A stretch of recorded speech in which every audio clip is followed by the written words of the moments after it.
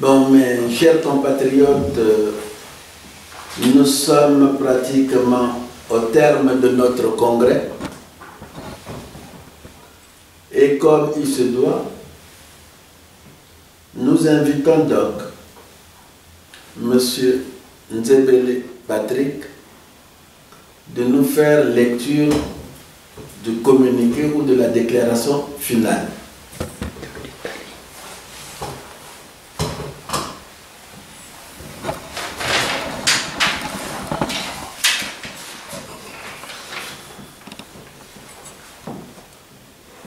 Déclaration finale du premier congrès de la diaspora congolaise. Réunis en congrès ce samedi 12 avril 2014 au siège des Nations Unies à Genève, nous, membres de la diaspora congolaise d'Europe, d'Asie, d'Afrique, d'Amérique et d'Océanie, ayant défini le changement qui s'impose dans notre pays, le Congo-Brazzaville, et adopté le départ sans condition de M. Denis Sassou Nguesso et la restauration des acquis de la conférence nationale souveraine, déclarant ce qui suit. Considérant que les acquis de la conférence nationale souveraine tenue à Brazzaville du 25 février au 10 juin 1991 a vu son héritage démocratique foulé aux pieds depuis le retour au pouvoir de M. Denis Sassou Nguesso par un coup d'État, considérant que ces mêmes acquis demeurent la seule garantie démocratique de cohésion sociale et de la paix, considérant que le recul démocratique en République du Congo découle de la seule vision obsessionnelle du pouvoir par la force et la conservation par tous les moyens, ceci en violation flagrante des droits et libertés fondamentales. Considérant que ce premier congrès a été une occasion fructueuse devant redynamiser le rôle de la diaspora sur la scène nationale et auprès de la communauté internationale. Ainsi, après constatation de la mise en place d'une politique délibérée d'appauvrissement massif de la population pour la servir, la manipuler et la dissuader de toute forme de contestation sociopolitique, que le Congo vit une crise multiforme, multidimensionnelle et profonde à cause de l'incapacité du régime de Brazzaville à se convertir à la démocratie et à s'y conformer. Conscient de toutes les difficultés rencontrées par tous les Congolais, en particulier les opposants au régime qui ne peuvent s'exprimer ni se rencontrer dans leur propre pays, nous, congressistes, attirons l'attention de l'opinion nationale et internationale sur les multiples manœuvres dilatoires,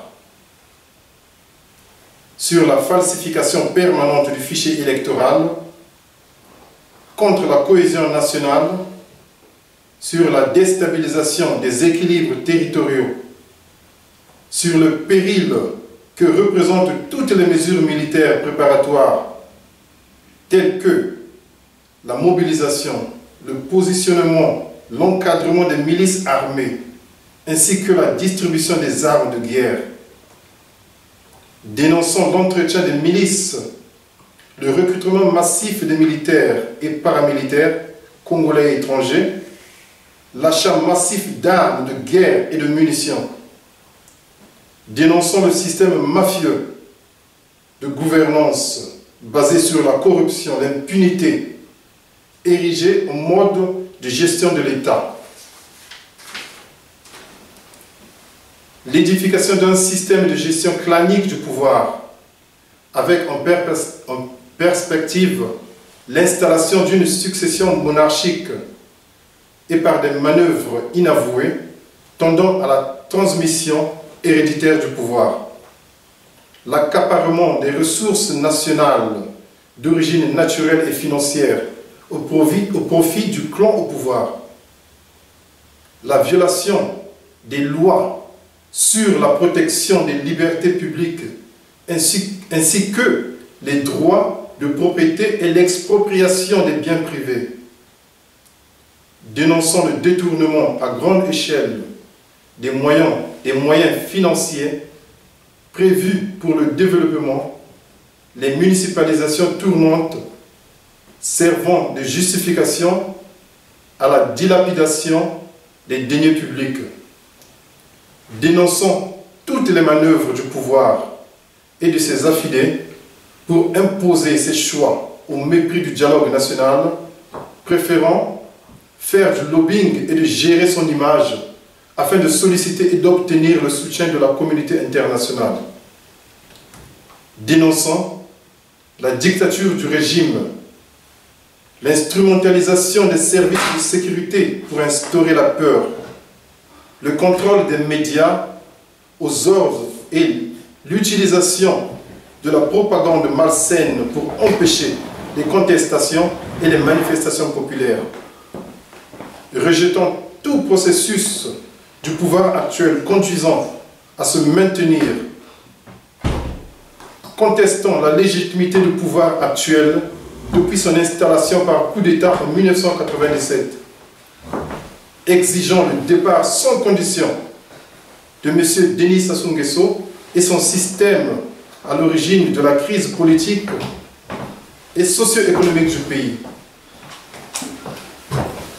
Prenant acte de la nouvelle ligne de l'action extérieure des États-Unis et de la France, confirmée par le communiqué de l'Élysée du 7 avril 2014, qui précise à propos du génocide rwandais.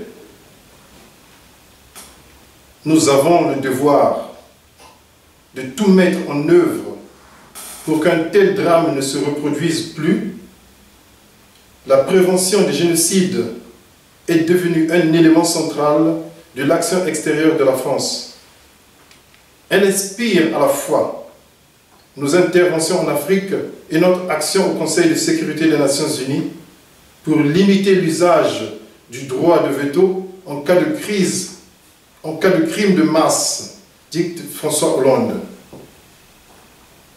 L'Afrique n'a pas besoin des hommes forts, mais des institutions fortes, dit Barack Obama.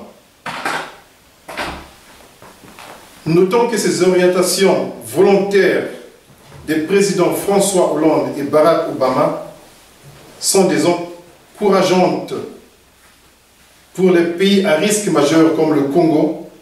Elles montrent la voie au monde et à ses homologues. Elles sont une position forte tendant à refuser tout compromis avec les chefs d'État africains qui voudraient s'agripper au pouvoir au-delà de leur mandat constitutionnel. Ils les incitent ainsi à respecter la lettre et l'esprit de la constitution de leur pays. Encourageant fortement l'Union africaine, l'Union européenne, les États-Unis d'Amérique et le Canada particulièrement, et plus généralement la communauté internationale, à s'impliquer davantage au retour à la normalisation institutionnelle au Congo-Brazzaville par le départ de M. Denis Sassou Nguesso avant ou après le 15 août 2016, exhortant les partenaires économiques du Congo-Brazzaville à prêter une oreille attentive aux préoccupations et à la volonté du peuple congolais. Prenons l'engagement à mettre en place un processus de dialogue national après le départ de M. Denis Sassou Nguesso pour instituer une transition démocratique. Appelons toutes les femmes et tous les hommes à nous rejoindre pour renforcer les actions de l'organisation issue de ce congrès. Confirmons notre engagement pour le changement au Congo et notre combat totalement voué à l'amélioration des conditions de vie des Congolais et à l'instauration d'un véritable état de droit avec des institutions fortes. Fait à Genève le 12 avril 2014, le Congrès.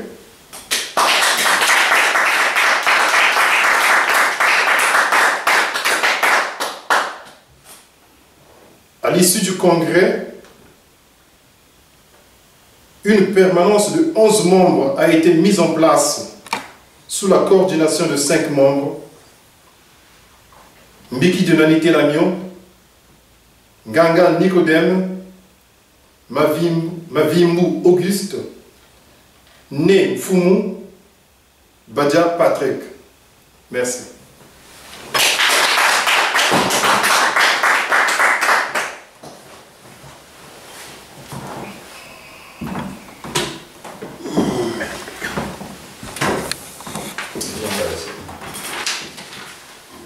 Merci. Alors, vraiment, merci, chers compatriotes. Ce qui paraît être irréalisable vient de se réaliser. Car depuis 8 heures ce matin, nous nous sommes mis au travail pour définir le changement. Et voilà, à 21h14, nous venons d'avoir notre communiqué final. Le Congrès a vécu. Il ne nous reste qu'à conduire ces conclusions pour redonner confiance au peuple qui attendait ces conclusions. Je vous remercie. Nous nous remercions. Je déclare clos le premier congrès des diasporas des membres de l'opposition. Merci.